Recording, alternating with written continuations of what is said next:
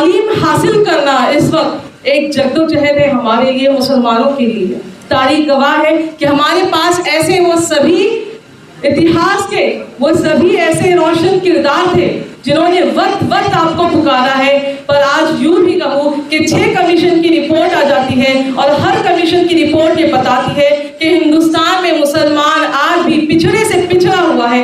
وہ آدیواسی جو نہ لکھنا جانتا تھا، نہ پڑھنا جانتا تھا، جنگلوں میں بستا تھا، ان آدیواسی کو بھی ہم نے پیچھے کر دیا ہے اور ہم جو ہے صرف 50% جو ہے تعلیم میں رہ گئے ہیں۔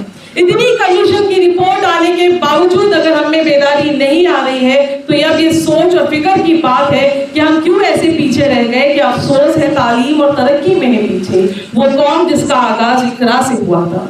ہمیں یہ سوچنا ہوگا کہ ہمارے علماء کرام نے مدرسوں سے آواز دی پر وہ بیداری نہیں آئی۔ سر سید احمد خان نے اپنی سماجی ذمہ داریوں کو نبھاتے ہوئے آواز دی پر وہ ذمہ داری نہیں آ پائی۔ مولانا ابوالکلام آزاد نے جامع مسجد کے ممبروں سے آواز دی تب بھی یہ بیداری نہیں آ پائی ہے۔ آزادی کے 1947 سے لے کر اب تک اگر اب بھی ہم اسی حال میں مبتلا ہے تو اس میں سوچ فکر کرنے کی بات یہ ہے کہ ایک سازش جو چلائی گئی تھی انگریزوں کی طرف سے کہ ہمیں تعلیم، دنیاوی تعلیم اور دینی تعلیم کو تقسیم کر دیا گیا تھا۔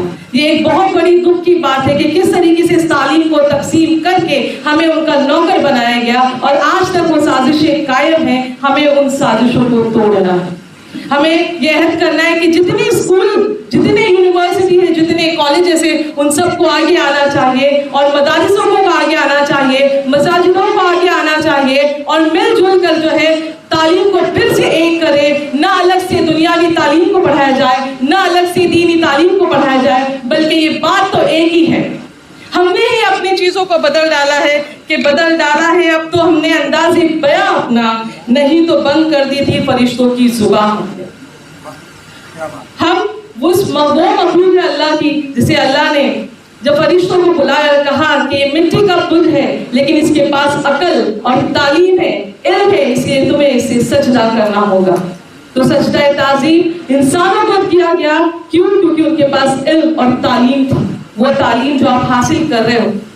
یہ میں مبارکباد دینا چاہوں گی آپ سبھی کو، اور خاص کر کے یہاں پر مولانا زاہد صاحب بیٹھے ہیں۔ آپ جانتے ہیں ہم بچپن سے یہیں پہ جو ہے ان کے والد کے ہاتھوں سے ہی میری جو ہے تعلیم کی ابتدا ہوئی تھی، اور خوشی ہوتی ہے دیکھ کر کے جب آپ جیسے طالب علم ایسے بڑے درخت کے اندر جو ہے اپنی تعلیم کو حاصل کر رہے ہیں۔ یہ آپ کی ذمہ داری بنتی ہے، اب یہ ذمہ داری کو اوڑھ لو، اور بدن میں اگر کوئی اور ایسی دھول لپٹی ہے جو آپ کو جاہل بنا رہی ہے اسے جھٹک دیجئے، کیونکہ ابھی آپ کو آگے آنا ہے اور آگے آنا ہے، آپ کو اچھے سے بہتر، بہتر سے بہترین ہونا ہے، کیونکہ یہ وقت آ چکا ہے مشینوں کا، AI لرننگ کا، جہاں پر اس وقت کئی نوکریاں خطرے میں ہیں، اور آپ کو یہ سیکھنا ہوگا۔ آپ نے ایکس رے لے کر کبھی ڈاکٹر کے پاس گئے ہیں؟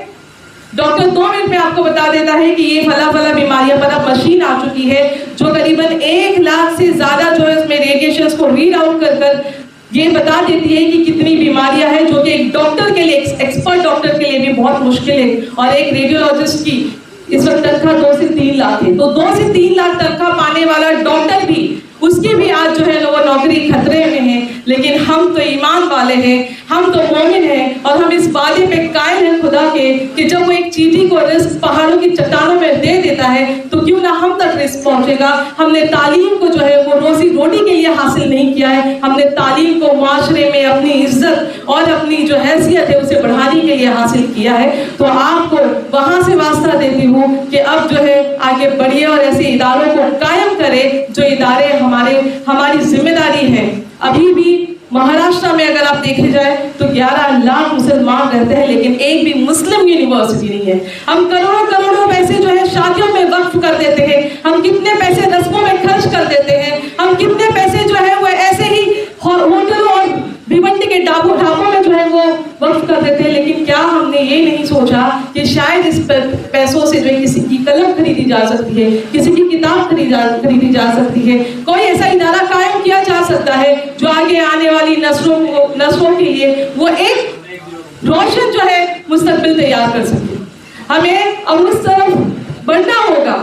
مسلمانوں کے حال اتنے خراب نہیں ہیں۔ 20 کروڑ مسلمانوں میں اگر 10 کروڑ مسلمان بھی روز 1 روپیہ جو ہے وہ اداروں میں دیتے ہیں تو میں سمجھتی ہوں اتنے پیسے ہو